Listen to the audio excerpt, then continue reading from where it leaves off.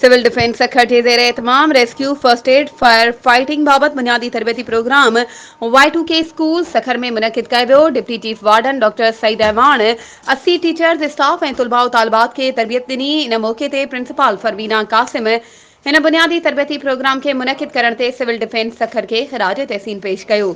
इन मौक़े ते महिमान ख़ास inspector Syeda Zahida Shah incharge protection cell DIG office Sukkur ख़िताब कंदे चयो त सिविल डिफेंस ट्रेनिंग हर पाकिस्तानी लाइ लाज़मी आहे त जीअं हू हंगामी हालतुनि खे मुंहुं ॾेई सघनि। एडिशनल कंट्रोलर अमीरुद्दीन अब्बासी ख़िताब कंदे चयो त तरबियती प्रोग्राम जो मक़सदु तुलबा तालिबात में सिविल डिफेंस जो शऊर बेदार करण सां गॾोगॾु रज़ाकारनि खे तैयार करण पिणु शामिल आहे जेके कंहिं बि कुदरती आफ़त ज़लज़ले ॿोॾि तूफ़ान बरसात हादसात बाहि वग़ैरह जी सूरत में पंहिंजी मदद करण जे क़ाबिल हुजनि।